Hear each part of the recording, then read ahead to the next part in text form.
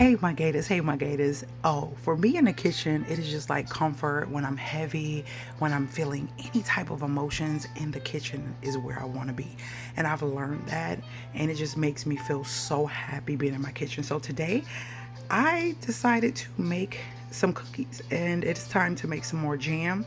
I'm going to be making some more jam. I will link below how I make my own strawberry jam, and I use a old Aldi's container to make it, so I'll link that below. But right here I have some icing, which is like a drizzle for these shortbread cookies that I'm getting ready to show you. And this is all the good stuff that I put in it to give it like a cream cheese taste.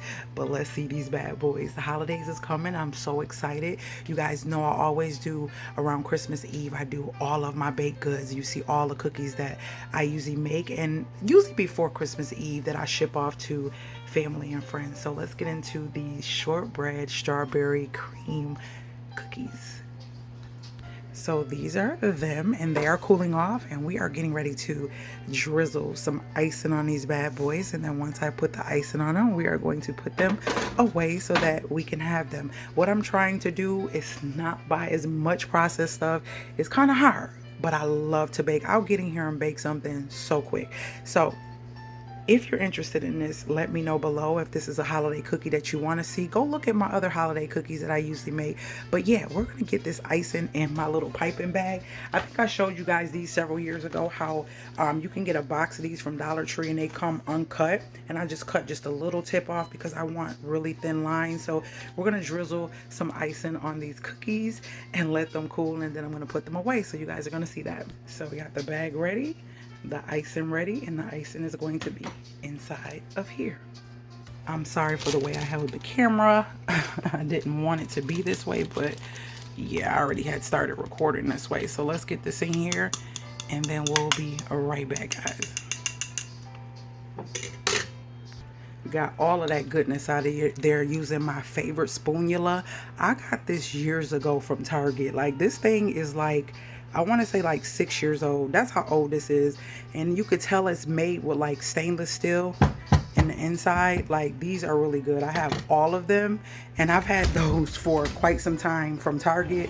I have the ladle, and I have a spoon, and I have a regular non-slotted spoon, and then I also have a spatula, which is in my dish container. Thought I was recording. I don't know where it stopped at, but anyways, we got everything in the bag down like that. And what we're gonna do is take the kitchen shears and just cut the tip, very tip like that. You don't want it too big because the bigger the hole, the bigger the drizzle, and we don't want it too big. So let's drizzle. For those that are new, this is the single mom versus the fixer-upper, and I am in a home. I started over after 18 years of marriage, started over as a single mom in a town where I have no family or friends, and I bought a fixer-upper, and I'm creating a home out of it. So that's why you see a lot of raw woods and different things like that around my home. But yeah, I'm the single mom versus the fixer-upper. I love to bake. I love to cook. I love to teach ways to be a great homemaker, ways to budget, and just make your life easier in so many ways. If that's something you enjoy, make sure you subscribe, and that's how you join the family. And talk to me in the comments, because I definitely talk back. And guess what, guys?